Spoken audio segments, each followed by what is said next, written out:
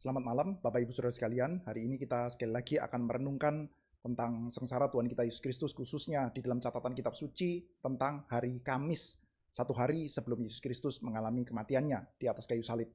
Mari kita bersama-sama berdoa di hadapan Tuhan untuk mempersiapkan diri. Bapa di dalam surga, kami berterima kasih kepada Tuhan karena Engkau memperkenankan kami untuk boleh berbagian di dalam kematian dan kebangkitan Tuhan kami Yesus Kristus. Kami bersyukur di hadapan Tuhan karena cara kami untuk berbagian di dalam hidup, kematian, dan kebangkitan Kristus telah dituturkan kepada kami di dalam kitab suci kami melalui sorotan dari penulis-penulis yang berbeda-beda yang akan memberikan kepada kami kekayaannya. Kami sungguh berdoa memohonkan kepadamu, kiranya Tuhan saja yang berkenan untuk mempersiapkan setiap kami ini. Buatlah kami Tuhan bisa sungguh-sungguh berdoa, sungguh-sungguh membaca kitab suci dan merenungkannya di antara kami. Terima kasih ya Tuhan, kiranya nama-Mu saja dipermuliakan. Dalam nama Tuhan kami Yesus Kristus, kami bersyukur dan berdoa. Amin. Ya, Bapak Ibu Saudara sekalian, kalau kita perhatikan di dalam catatan kitab suci kita, hari Kamis, Saudara, satu hari sebelum penyaliban Tuhan kita Yesus Kristus adalah satu buah hari yang mendapatkan catatan yang sangat panjang di dalam kitab suci kita, Saudara. Jadi kalau kita berbicara tentang Holy Week, Saudara, selain hari Jumat itu sendiri, selain Jumat Agungnya, kita mendapati hari Kamis mendapatkan catatan yang sangat ekstensif ya di dalam kitab suci kita, baik dari versinya Injil Yohanes maupun Injil Sinoptik, Matius, Markus, Lukas, Saudara. Oleh karena itu, Saudara, mau tidak mau kita mesti memilih, Saudara. Nah, kita bisa melihat ya dua yang sangat besar, Saudara, kita mendapati ada di dalam catatan kitab suci kita tentang hari Kamis itu. Yang pertama, yang sangat terkenal tentu saja adalah perjamuan malam, Saudara, ketika Tuhan Yesus makan Paskah bersama dengan murid-muridnya. Dan kedua, kita juga mendapati adanya pergumulan Tuhan Yesus berdoa di Taman Getsemani, Saudara. Nah, untuk kebutuhan renungan, Saudara, kita tidak bisa membahas secara ekstensif dan detail, Saudara, karena kita ini tujuannya kan untuk renungan ya, mempersiapkan diri, Saudara. Maka kita akan pilih satu saja, Saudara. Dan hal ini kita akan mencoba untuk melihat dari versinya Injil Yohanes, khususnya dari percakapan perjamuan malam. Itu pun, Saudara, kita juga tidak bisa mengambil semuanya. Nah, Saudara, saya mengajak kita untuk melihat bersama-sama dari Yohanes pasal yang ke-13, Saudara.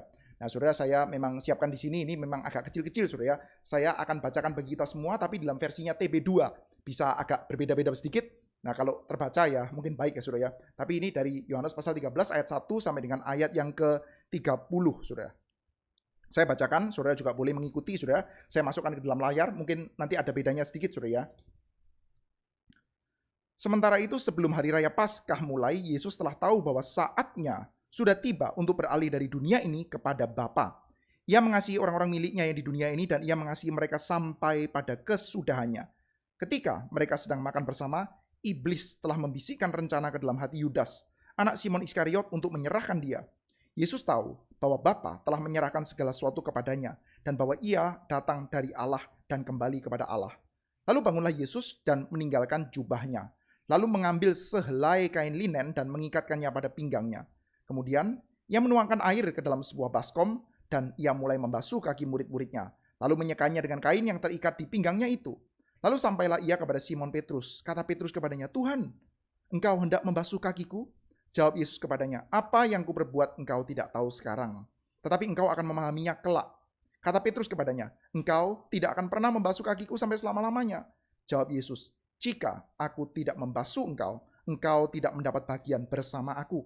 Kata Simon Petrus kepadanya, "Tuhan, jangan hanya kakiku saja, tetapi juga tangan dan kepalaku."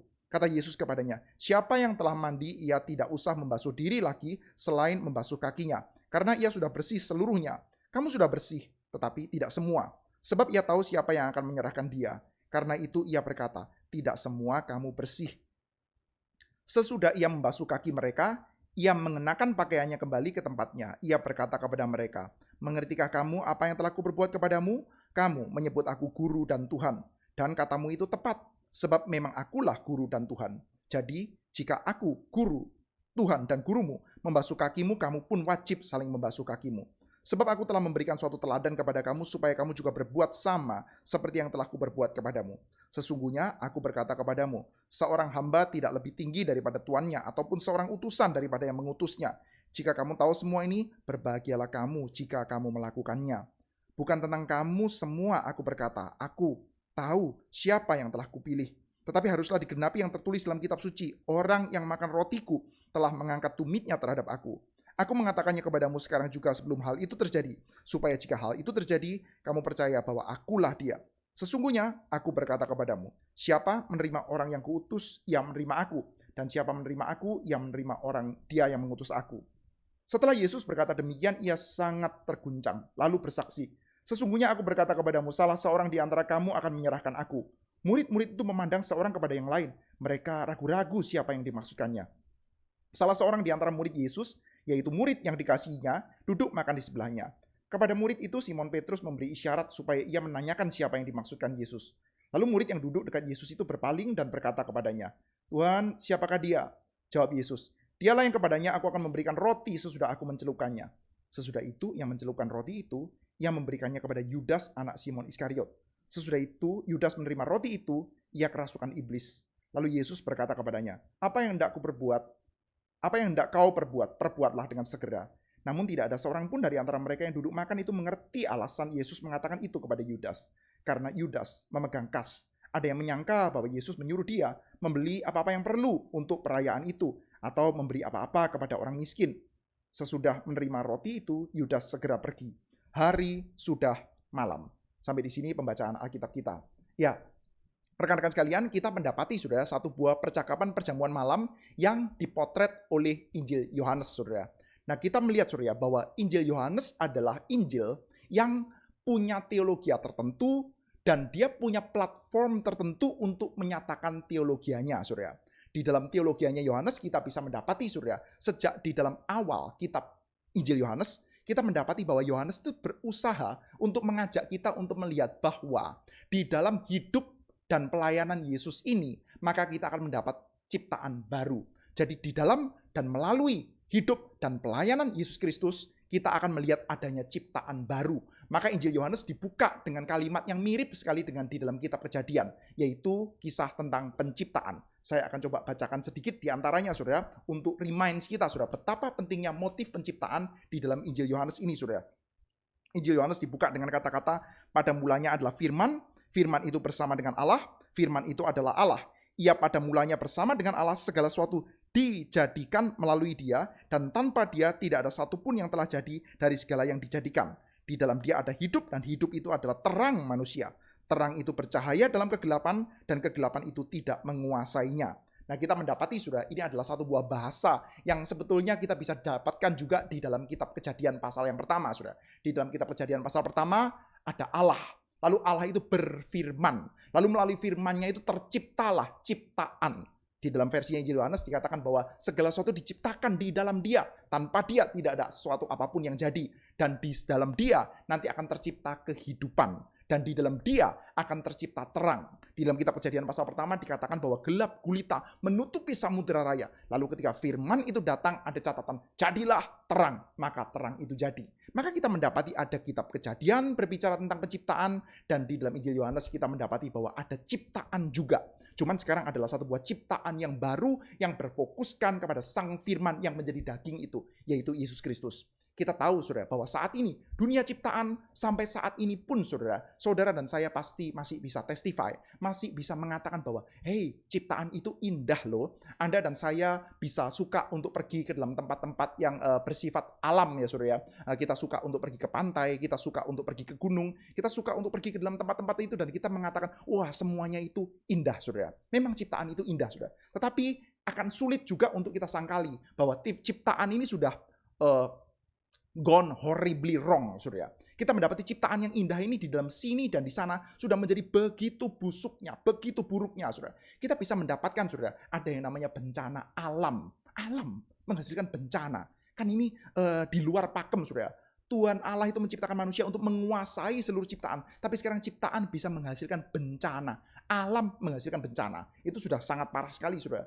Tapi yang lebih parah lagi kita mendapati, saudara, bahwa manusia yang diciptakan sebagai gambar dan rupa Allah, kita bisa melihat, saudara, bahwa kejahatan, keburukan, kebusukan itu kita bisa saksikan juga di dalam manusia, saudara. Jadi ciptaan itu indah, ya ciptaan itu indah, ciptaan itu begitu baik. Tapi kita sudah tahu juga bahwa ciptaan itu sudah bergerak dalam arah yang sangat salah sekali. Sehingga kita membutuhkan kekuatan yang demikian besar Dan orang-orang Yahudi menantikan itu. Mereka mengharap-harapkan itu. Bahwa ciptaan itu akan diperbaharui. Injil Yohanes mengatakan bahwa ciptaan itu akan diperbaharui. Khususnya di dalam dan melalui dirinya Yesus Kristus. Dan nanti orang-orang yang akan dipersekutukan dengan Yesus Kristus. Yaitu saudara dan saya. Dan gereja. Yaitu gerejanya, saudara. Dan kita melihat, saudara. Hal itu akan mulai masuk ke dalam kulminasinya.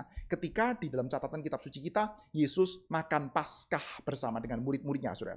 Saudara, Yohanes, saudara. Yohanes tuh punya platform ya yang lebih memungkinkan untuk berbicara secara lebih ekstensif tentang percakapan di dalam perjamuan malam itu, saudara.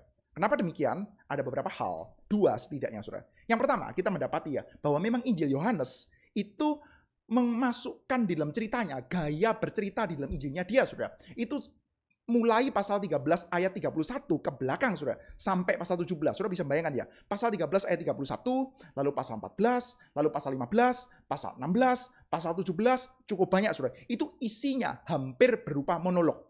Bukan monolog sih ya, saudara. Saudara kalau lihat di dalam Alkitab, di dalam handphone Anda, saudara, Alkitab yang cukup umum, saudara, atau Alkitab bahasa Inggris ya, di mana ucapan Tuhan Yesus tuh fontnya dikasih warna merah, saudara. Saudara akan mendapati mulai pasal 13 ayat 31, nanti saudara boleh cek sendiri, saudara. Itu merahnya banyak betul, saudara.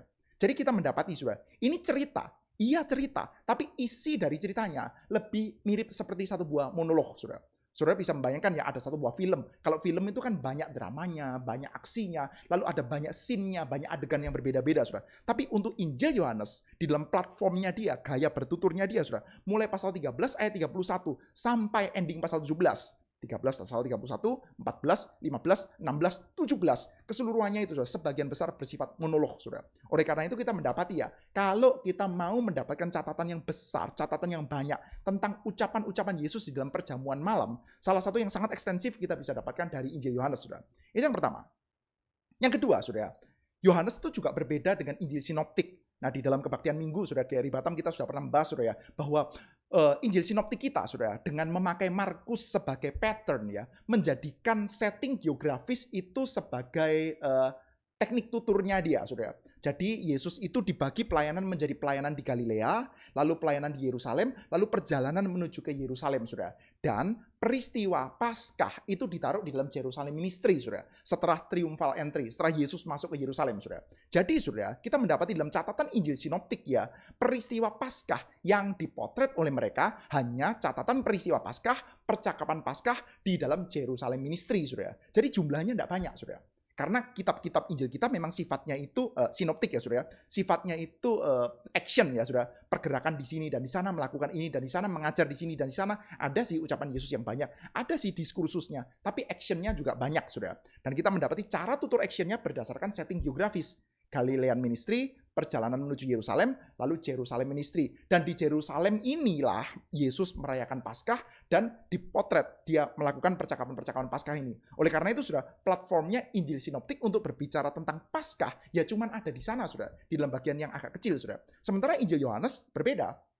Injil Yohanes mencatat Yesus itu ada di Yerusalem berkali-kali, saudara. Di dalam Yohanes pasal 2, dia sudah ada di Yerusalem. Dalam Yohanes pasal 5, sudah ada di Yerusalem juga. Lalu kita mendapati sudah ada catatan-catatan berkali-kali. Yohanes pasal 7 juga dia ada di Yerusalem. Lalu juga Paskahnya bukan juga cuma dicatat satu kali, saudara. Nah, kita kebaktian minggu juga pernah membahas, saudara. Saat ini ya, saudara dan saya sebagian besar tahu bahwa Yesus itu disalibkan usia 33 tahun. Roughly ya, 33,5 tahun, saudara. Tahunya dari mana sih? Dari Injil Lukas, kita mendapatkan informasi bahwa Yesus memulai pelayanannya sekitar usia 30 tahun. Dan dari Injil Yohanes, kita mendapati ada 3 kali catatan perayaan Paskah, saudara. Jadi, saudara, Yohanes itu punya catatan tentang Paskah, itu bukan cuma 1 kali ya. Saudara, jangan bingung ya, saudara. Jadi, bukan berarti sinoptik bertentangan dengan Yohanes. Sinoptik hanya memotret Paskah dan percakapan Paskah di dalam Jerusalem Ministry, saudara. Sementara Yohanes sudah memotret beberapa kali catatan Paskah. Yohanes pasal 2 itu Paskah. Yohanes pasal 6 itu perayaan Paskah. Lalu Yohanes pasal yang ke-13 sampai ke belakang ini sudah juga dekat-dekat perayaan Paskah, sudah. Maka kita mendapati Yohanes punya keleluasaan untuk memasukkan percakapan-percakapan tentang Paskah di dalam Yohanes pasal 13 sampai 17 ini dan juga di dalam Yohanes pasal 6. Jadi saudara kalau melihat ya tadi dalam teks yang kita baca, Saudara mungkin akan ada yang bertanya-tanya, loh ini percakapan Paskah kok kayak begini? Percakapan Paskah itu kan mestinya seperti yang kita kutip-kutip tuh di dalam liturgi kita ketika kita melakukan perjamuan kudus kan ya. Inilah tubuhku, inilah darahku, inilah tubuhku yang diserahkan bagi kamu. Cawan ini adalah perjanjian baru. Nah itu kan versinya Injil Sinoptik dan versinya Rasul Paulus ya dalam 1 Korintus kan juga seperti itu sudah. Sementara Yohanes kok catatannya beda sekali ya. Yohanes mengatakan, kamu nggak ngerti apa yang saat ini saya lakukan, tapi nanti kamu harus melakukannya juga satu dengan yang lainnya. Aku telah mengasihi kamu mengasihi juga saling mengasihi. Dunia akan tahu kalau kamu murid-muridku, kalau kamu saling mengasihi. Loh ini ucapannya kok berbeda ya dengan yang ada dalam Injil Sinoptik. Nah Injil Yohanes tuh kenapa nggak mencatat bahwa tubuh Yesus sungguh-sungguh adalah makanan, darahnya adalah minuman. Paskah itu kan esensinya itu ya. Setiap kali hari Paskah atau setiap kali perjamuan kudus yang kita rayakan kan itu. Makan tubuh dan darah Yesus. Saudara. Kalau kita orang Calvinis kan percaya itu. Saudara. Kita makan tubuh dan darah Yesus spiritually. Gitu ya saudara. Secara spiritual dan secara real kita makan dan minum darahnya Tuhan kita Yesus Kristus. Dan kita dipersekutukan dengan tubuh dan darah Yesus. Tetapi kok nggak ada ucapan itu di dalam Injil Yohanes, saudara? Ada sebetulnya. Di dalam Injil Yohanes, saya ambil contoh, saudara ya. Saudara coba perhatikan ya ayat-ayat ini. Saudara bisa kelihatan, ternyata ada juga. Nah ini saudara. Ini ya. Pasal 6 ayat 54. Ini juga ada setting Paskah. Saudara kalau perhatikan di dalam pasal 6 itu sebelum Yesus memberi makan 5.000 orang, di dalam versinya Injil Yohanes memang dicatat bahwa settingnya adalah setting Paskah. Saya coba bacakan ya bagi kita semua. Ini ya. Orang banyak berbondong-bondong mengikuti dia, ayat 2. Karena mereka melihat mujizat-mujizat yang diadakannya terhadap orang-orang sakit. Lalu Yesus naik ke atas gunung, duduk di situ dengan murid-muridnya. Paskah, hari raya orang Yahudi sudah dekat. Pasal 6 ayat 4, saudara. Nah ini saudara, pasal 6 ayat 54 dan 55. Saudara coba perhatikan ya. Ini memang bukan dalam perjamuan malam, tetapi settingnya juga setting Paskah, saudara. Paskah, hari raya orang Yahudi sudah dekat. Catatannya adalah, barang siapa makan dagingku dan minum darahku, ia mempunyai hidup yang kekal, dan aku akan membangkitkan dia pada akhir zaman. Lalu ayat 55, dagingku adalah benar-benar makanan, dan darahku adalah benar-benar minuman. Jadi kita melihat saudara, kalau kita bertanya-tanya, Injil Yohanes apa tidak mencatat ya tentang liturgi, ucapan-ucapan liturgik yang saudara dan saya itu seringkali lakukan pada waktu perjamuan kudus, saudara. Ada sih catatannya, cuman tidak ditaruh di dalam perjamuan malam. Ditaruh di dalam setting ketika Yesus memberi makan 5.000 orang, lalu setelah itu ada konfrontasi, saudara, dengan para tua-tua, saudara. Jadi dari sini kita bisa melihat, saudara, bahwa Yohanes itu punya keluasan platform. Dia memang menulis Injil yang banyak percakapannya, dan dia juga menempatkan Paskah setidaknya yang ada extended teachingnya itu di dalam dua bagian. Yang satu, bagian yang tadi kita bacakan, Yohanes pasal 13 ke belakang, dan juga di dalam Yohanes pasal 6 yang juga ekstensif, saudara. Jadi kita mendapati, saudara, sekarang kita melihat perjamuan akhir, saudara. Perjamuan makan Paskah, perjamuan akhir, Tuhan Yesus bersama dengan muridnya di dalam versi yang Yohanes pasal yang ke-13, saudara. Di sini kita melihat, saudara, ada Yesus yang makan Paskah bersama dengan muridnya. Kalau kita perhatikan ya dari Injil Sinoptik yang lain, kita tahu, saudara, bahwa Paskah ini sudah dipersiapkan. Secrecy sih ya, agak tersembunyi sudah, karena kita tahu sudah pada waktu itu Yesus sedang dicari-cari sudah, dan Yesus seringkali diikuti oleh banyak orang sudah. Maka memang Yesus makan Paskah dengan sudah dipersiapkan upper room itu ya, bahwa lantai atas itu sudah dipersiapkan, semua barang-barangnya, semua ini dan itunya sudah dipersiapkan dengan baik sudah. Maka kita mendapati Yesus makan Paskah bersama dengan muridnya. Cuman sudah di dalam Injil Yohanes pasal yang ke-13 ini kita mendapati sudah setelah semuanya dipersiapkan sudah. Andreas Kostenberger, saudara, dia mengatakan, ada hal yang agak embarrassing, saudara. Satu hal yang cukup penting, tapi lupa dipersiapkan, saudara. Rotinya udah dipersiapkan, udah. Anggurnya, udah. Sayur pahitnya, sudah juga mungkin nggak dicatat ya, dalam bagian ini, saudara. Tetapi kelihatannya semuanya sudah well prepared, saudara. Rotinya udah, lalu anggurnya juga udah, lalu sayur pahitnya juga mungkin sudah. Semuanya sudah. Mereka juga nanti akan menyanyikan himne, ya, kemungkinan dari Mazmur pasal 113 sampai pasal 118, saudara. Itu adalah Mazmur yang cukup umum dinyanyikan pada waktu Paskah, saudara. Mereka sudah prepare semuanya, saudara. Tapi kurang prepare satu, saudara. Mereka kurang prepare apa? Mereka kurang untuk mempersiapkan pelayan. Pelayan. Saudara, mereka berjalan di dalam dusty road of Jerusalem, saudara. Mereka kan terus ya berjalannya di situ, saudara. Betania, Yerusalem, Betania, Yerusalem. Nah, pada masa-masa itu, saudara, adalah satu buah wilayah yang berdebu, saudara. Oleh karena itu, sudah salah satu yang cukup umum ya dilakukan oleh penerima tamu ya. Kalau ada orang bertamu ke rumahnya orang ya, salah satu yang cukup umum adalah orang itu biasanya menyediakan air untuk cuci kaki, sudah. Kalau perjamuan-perjamuannya itu perjamuan yang sangat mewah, ada juga budak-budak rendahan yang dipersiapkan untuk mencuci kaki. Kadang-kadang dipersiapkan minyak juga, sudah. Karena ketika jalan panas, keringetan, badan gak enak, sudah ya, badan gak enak semua, sudah. Dikasih minyak untuk menyegarkan kembali, sudah. Supaya tamunya itu merasa enak, sudah. Dan mereka itu duduk makan tuh recline, sudah.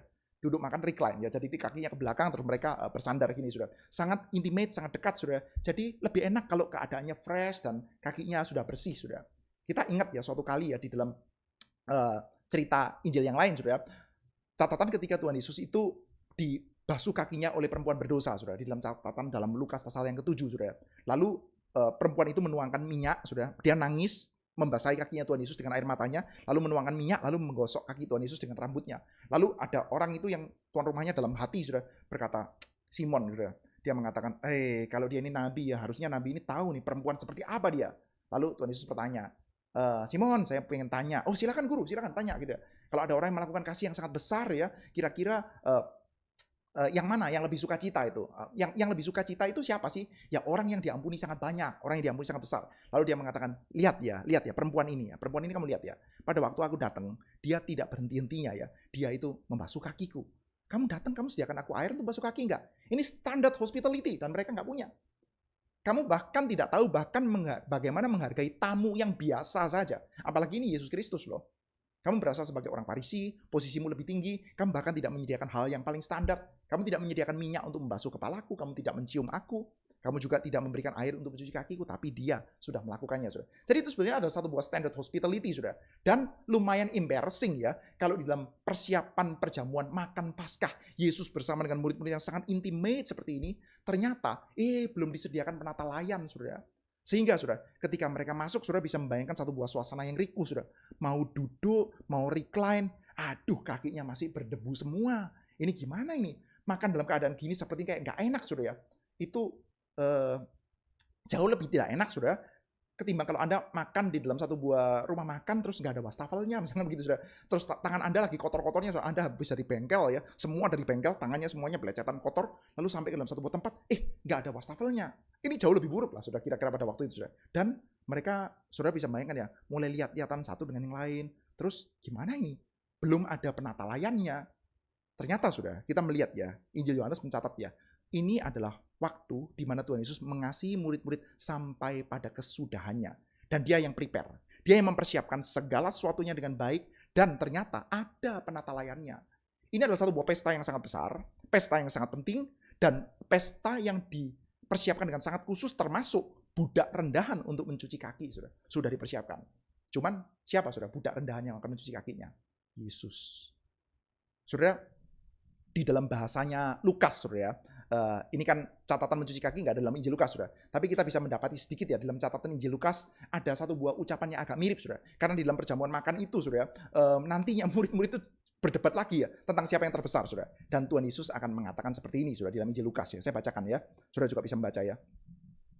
Yesus berkata kepada mereka, raja-raja, bangsa-bangsa memerintah rakyat mereka dan orang-orang yang menjalankan kuasa atas mereka dengan disebut pelindung-pelindung. Tapi kamu tidaklah demikian.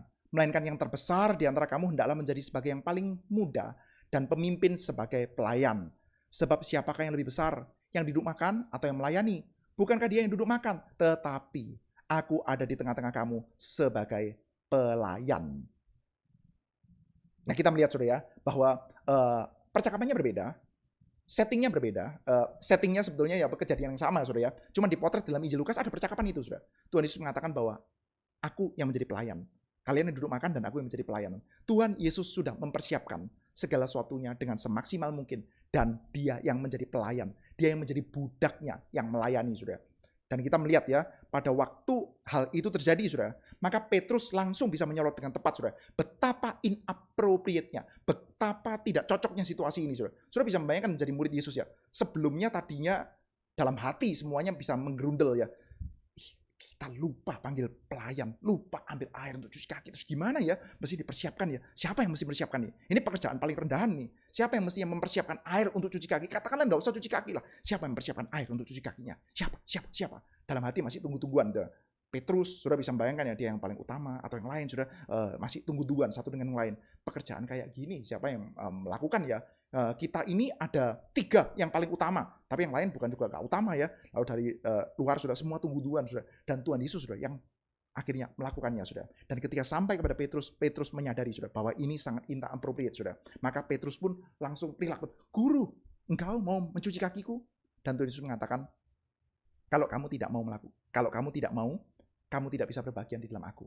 Petrus harus mau menerima ini sudah. Satu buah tindakan yang inappropriate. Tindakan Tuhan Yesus yang mengasihi murid-murid sampai kepada kesudahannya sudah. Pasal 13 ayat yang ke ini ya sudah, ayat 1 sudah. Ia mengasihi orang-orang miliknya yang di dunia ini, dan ia mengasihi mereka sampai pada kesudahannya. Maka kalau kamu tidak menerima kasih Yesus yang sampai pada ujungnya, till the end, sampai kepada pucuknya ini, kamu tidak bisa berbagian kepada Yesus. Setiap kita ini sudah hanya bisa berbagian kepada Yesus ketika kita menerima pembasuhan kaki dari Tuhan Yesus. Artinya kita menerima tindakan cinta kasih Tuhan sampai kepada kesudahannya. Sampai kepada kesudahannya seperti apa sih? Sampai satu buah tindakan yang sangat inappropriate. Sangat tidak pantas. Guru mencuci kaki. Itu pekerjaan budak yang sangat menial tuh. Biasanya budak-budak Yahudi tidak melakukan itu, Saudara. Tapi ini kok Yesus yang melakukan tuh. Jadi gimana? Katakanlah enggak usah kayak begitulah. Biarlah kita lah menyiapkan air. Tapi kalau membasuh kaki ya enggak lah. Tapi Yesus yang membasuh kaki, Saudara. Maka Petrus dengan biasa, Saudara, outburst ya. Cepat ngomong, cepat berani, tapi kadang-kadang pengertiannya itu enggak full. Tuhan Yesus mengatakan, kalau kamu tidak menerima ini, maka kamu tidak bisa berbagian. Oh, kalau gitu semuanya aja. Tangan, kepala, semuanya. Dan Tuhan Yesus menjawab, nggak bisa. Nggak bisa. Kamu nggak bisa menerima lebih. Kamu sudah bersih. Orang yang menerima tindakan radikal dari Tuhan Yesus, dia sudah bersih. Dia perlu untuk terus mendapatkan cleansing, ya. Tetapi dia sudah bersih. Anda tidak bisa lebih lagi menjadi milik Tuhan Yesus. Nggak bisa, Saudara. Dia sudah mengasihi kita sampai kepada kesudahannya. Nggak bisa dikasih lebih lagi, Saudara. Ketika kita mendapati ada tindakan Tuhan Yesus yang sangat radikal ini, maka tidak ada yang lebih.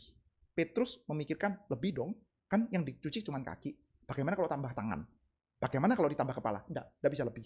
Yang dilakukan oleh Tuhan Yesus, ini sudah pada puncaknya. Nggak bisa lebih lagi. Tapi apa sih, Saudara? Tindakan Yesus yang sudah tidak bisa lebih lagi, itu apa, Saudara ya? Nah, Saudara, saya mengikuti penafsir, Saudara ya, yang membawa penafsiran ini, Saudara ya.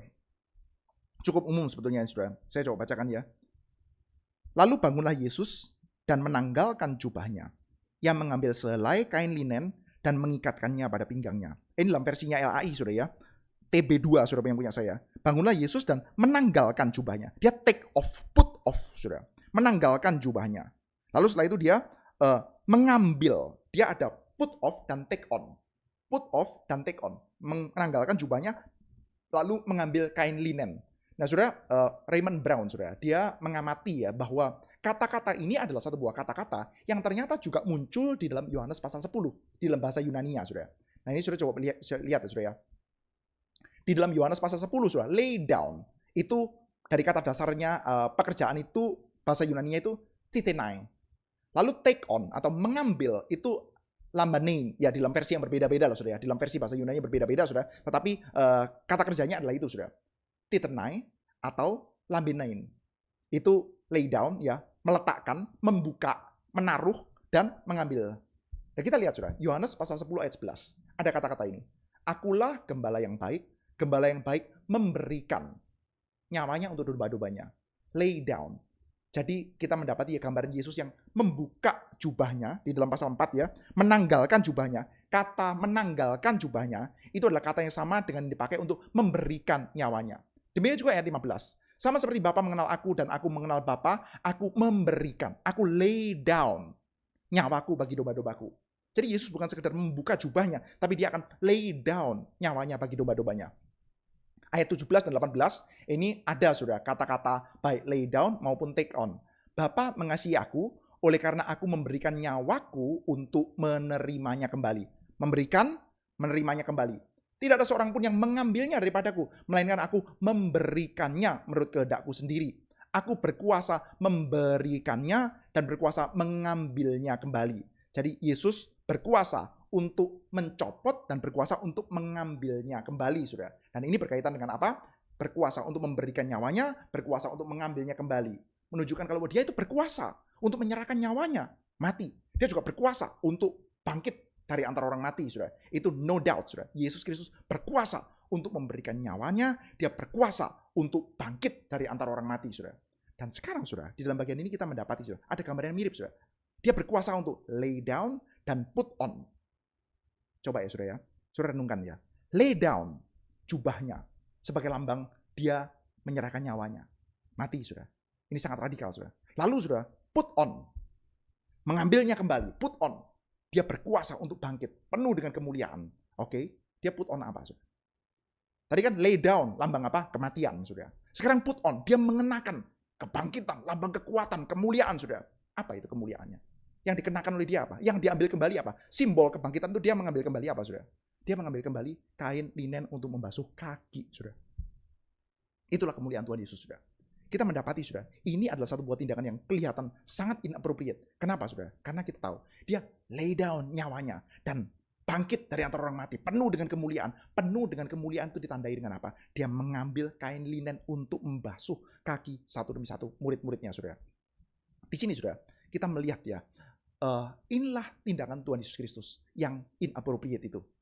Inilah kemuliaan Tuhan Yesus yang bangkit, yaitu apa? Dia bangkit untuk bisa melayani, saudara. Inilah yang namanya pemimpin yang tertinggi, yang berkuasa. Di dalam versinya Injil Lukas, saudara, ketika murid-murid lagi berdebat tentang siapa yang paling berkuasa, Tuhan Yesus mengatakan, yang duduk makan atau yang melayani yang lebih berkuasa, yang lebih tinggi. Yang duduk makan dong yang lebih tinggi, dan aku yang menjadi pelayan, yang melayani. Saudara, setelah itu saudara, kita mendapati ya ada catatan yang juga khas ya dari Injil Yohanes ini, yaitu setelah itu saudara, Yudas, kerasukan setan, setelah itu pergi. Saudara, saya bacakan lagi saudara di dalam bagian ini ya. Jawab Yesus, dialah yang kepadanya aku akan memberikan roti, sudah aku mencelupkannya. Sudah itu yang mencelupkan roti itu, yang berikannya kepada Yudas, anak Simon Iskariot. Sesudah Yudas menerima roti itu, ia kerasukan iblis. Lalu Yesus berkata kepadanya, apa yang hendak aku perbuat, perbuatlah dengan segera. Namun tidak ada seorang pun di antara mereka yang duduk makan itu mengerti alasan Yesus mengatakan itu kepada Yudas. Karena Yudas memegang kas. Ada yang menyangka bahwa Yesus menyuruh dia pergi membeli apa-apa untuk perayaan itu, atau memberi apa-apa kepada orang miskin. Setelah menerima roti itu, Yudas segera pergi. Hari sudah malam. Saudara bisa membayangkannya, Yesus di upper room, ruang atas, bersama dengan ke-12 muridnya. Dan ketika Yesus itu melakukan cleansing, ya, satu demi satu dia bersihkan kaki murid-muridnya. Rosenberger mencatat saudara ya, bahwa dia melakukan literal cleansing. Secara literal dia membasuh kaki satu murid-muridnya, saudara. Tapi secara spiritual, saudara, kita mendapati, saudara, ada cleansing yang lebih dalam lagi. Ada pembersihan yang lebih dalam lagi, yaitu Yudas caw, saudara. Yudas hilang. Yudas tidak ada lagi di antara mereka, saudara. Kegelapan tidak lagi menguasai, saudara. Ingat ya, saudara ya. Yohanes pasal 1 ayat 5. Ayat 4 ayat 5. Di dalam hidup ada terang manusia. Di dalam hidup ada terang manusia, saudara. Lalu terang itu sudah datang di dalam kegelapan dan kegelapan tidak menguasainya. Sekali lagi, saudara ya. Saudara jangan lupa ya, saudara, ini ya satu buah konsep yang disajikan dalam Injil Yohanes, tapi beberapa kali digambarkan di dalam Injil Yohanes ini, saudara. Pasal 1 ayat 5. Di dalam dia ada hidup dan hidup itu adalah terang manusia. Terang itu bercahaya dalam kegelapan dan kegelapan itu tidak menguasainya. Tidak kebetulan, saudara. Yohanes memberikan satu buah keterangan. Memang waktunya pada waktu itu seperti itu. Tetapi Yohanes sengaja memberikan keterangan. Hari sudah malam. Pada waktu itu malam, saudara. Jadi ketika Yudas pergi hari malam. Di dalam itu malam bersama dengan Yudas, bersama dengan kegelapan itu disingkirkan, saudara. Saya tidak mengatakan tadi di dalamnya lampunya jadi terang, terus jadi siang. Ya bukan, saudara. Cuman kita mendapati ya, catatannya adalah ketika pembersihan terjadi, Yesus memang melakukan literal cleansing. Pembersihan secara literal, kakinya satu demi satu. Tetapi, saudara, ada spiritual cleansing, yaitu kegelapan yang disingkirkan. Yudas pergi hari itu malam. Dan sekarang yang ada di dalamnya adalah terang, saudara. Di dalam terang ada kata-kata, kamu lakukan ini juga satu dengan yang lain. Maka, saudara, hari ini ya, kita akan bersama-sama ya, merenungkan, kita akan bersama-sama mempersiapkan diri, saudara. Besok kita akan mengingat, saudara, Yesus Kristus yang memberikan dirinya. Dia membuka jubahnya, bukan cuma membuka jubah. Dia akan lay down his life. Dia akan menyerahkan hidupnya. Dan nanti hari Minggu kita akan merayakan Paskah, di mana dia itu dengan kemenangan yang puncak, saudara. Dia dibangkitkan dari antara orang mati, saudara. Tapi kemenangan puncak, kemenangan itu artinya apa, saudara? Artinya dia akan put on kain linen untuk membasuh satu demi satu, saudara, murid-muridnya. Itu adalah terang. Di dalam hidup ada terang manusia. Terang sudah datang dalam kegelapan dan kegelapan tidak menguasainya. Saudara dan saya, mari kita bersama-sama hidup di dalam terang. Dan bagaimana kita hidup di dalam terang? Hidup dalam terang artinya kita sama-sama, saudara, berada di dalam jalannya Yesus ini, saudara. Satu buah jalan yang di dalam pikiran banyak orang normal, aduh, itu tidak masuk akal. Masa iya ya? lebih wajar dong kalau cari murid yang paling junior untuk paling tidak ya sudahlah kalau nggak mau cuci kaki pekerjaan terlalu rendah lah, itu pekerjaan menial, itu pekerjaan budak-budak non Yahudi, kalau budak Yahudi yang janganlah. Jadi itu pekerjaan yang terlalu remeh, tetapi itu dikerjakan oleh Yesus, saudara. Ini adalah sebuah pekerjaan yang sangat radikal dan kita tahu radikalnya apa? Radikalnya adalah dia memberikan hidupnya. Dia memberikan hidupnya, mengasihi sampai kepada puncaknya, memberikan hidupnya. Disitulah kita mendapati adanya terang, saudara. Mari kita bersama-sama, saudara, meminta kekuatan Tuhan untuk kita memberikan hidup di dalam saling mengasihi. Dan biarlah kita juga bersama-sama mengatakan bahwa saya mau menerima kemuliaan bersama-sama dengan kemuliaan kebangkitan Kristus. Kalau dalam bahasanya Paulus, saudara, dalam Filipi pasal 3 ya, aku mau mengenal dia dan kuasa kebangkitannya. Mengenal dia dan kuasa kebangkitannya. Kalau kuasa kebangkitan bekerja di antara kita, kuasa kemenangan Kristus bekerja di antara kita, artinya kita akan mengambil apa? Kain linen untuk saling melayani, saling membasuh kaki satu dengan yang lain. Biarlah itu juga boleh menjadi perenungan kita, menjadi hasrat hati kita. Mari kita mempersiapkan diri untuk besok masuk di dalam ibadah, saudara. Saudara, untuk menutup renungan kita pada malam hari ini, kita akan bersama-sama menaikkan beberapa pokok doa, saudara. Saya mengajak kita untuk bersama-sama menaikkan beberapa pokok doa, saudara. Yang pertama, mari kita bersama-sama berdoa di hadapan Tuhan. Buka suara, meminta pertolongan Roh Kudus bekerja di antara kita sehingga kita ini boleh dipersatukan dengan Tuhan Yesus Kristus yang penuh dengan kemuliaan. Penuh dengan kemuliaan di dalam kematiannya, penuh dengan kemuliaan di dalam kebangkitannya. Mari kita sambung ke suara, kita berdoa di hadapan Tuhan. Bapa di dalam surga, kami bersyukur di hadapan Tuhan untuk kitab suci yang menyatakan kepada kami tentang kemuliaan Kristus. Kami sungguh berdoa memohonkan kepadamu berdasarkan anugerah-Mu dan bukan berdasarkan kelayakan kami. Kiranya Allah Roh Kudus bekerja untuk mempersatukan kami dengan Tuhan Yesus Kristus seperti yang telah Engkau janjikan. Bahwa ketika Roh itu datang, maka kami akan diinsyafkan akan dosa, akan kebenaran, akan penghakiman. Kami juga akan diingatkan kembali akan apa yang ada di dalam Kristus. Kami akan dipersatukan dengan Tuhan kami Yesus Kristus.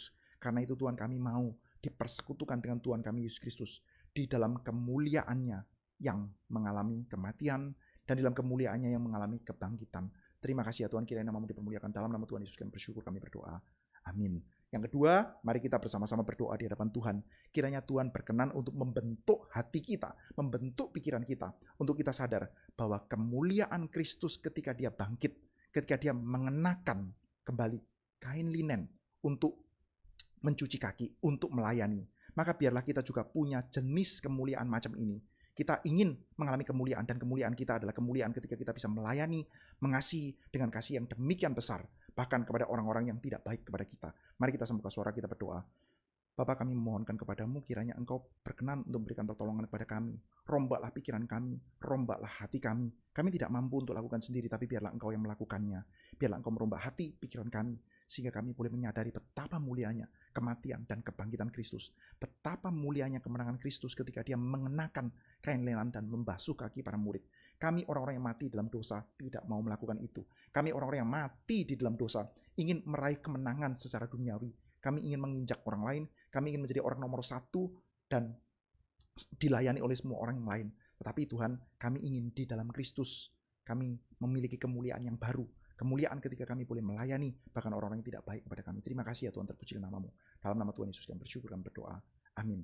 Saudara, yang ketiga, mari kita bersama-sama berdoa untuk kebaktian besok. Di dalam KRI Batam sendiri, besok kita akan kebaktian Jumat Agung dengan perjamuan kudus jam 9 pagi, relay dari KRI Pusat. Dan saudara, persiapkan hati baik-baik, persiapkan diri baik-baik, minta Tuhan mempersiapkan kita untuk nanti juga datang di dalam ibadah jam 3 sore, juga dengan perjamuan kudus untuk mengenang, mengingat, dan beribadah secara khusyuk di dalam momen-momen kita mengenang jam kematian Tuhan kita Yesus Kristus, jam 3 sore di dalam KRI Batam. Mari kita berdoa untuk dua kebaktian ini.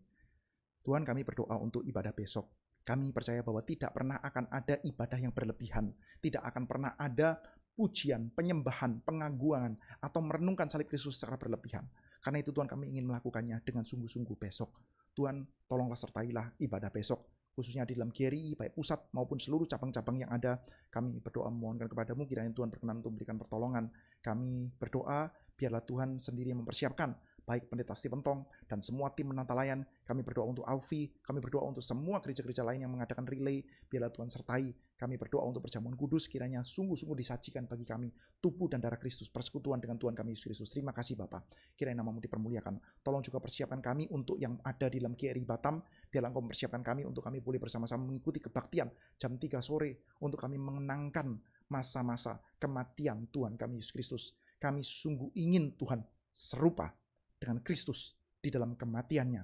Kami ingin juga mengenal kebangkitannya Kristus Yesus. Terima kasih ya Tuhan, kiranya Engkau mempersiapkan kami, memberikan kepada kami ketenangan dan persiapan hati kami. Terpujilah namamu. Dalam nama Tuhan kami Yesus Kristus kami panjatkan segala syukur dan doa kami. Amin. Baik, Bapak Ibu Saudara sekalian, selamat mempersiapkan diri untuk kebaktian besok. Harap sudah sungguh-sungguh mempersiapkan diri, sudah istirahat yang cukup, berdoa yang cukup, sudah lakukan puasa. Waduh, sampai sekarang saya belum puasa. Sudah lakukan puasa media sosial mungkin, puasa untuk menyibukkan diri dengan hal-hal yang lain. Konsentrasikanlah hidup Anda untuk berdoa, untuk membaca bagian-bagian kitab suci kita. Kiranya Tuhan menyertai setiap kita. Terpujilah Tuhan.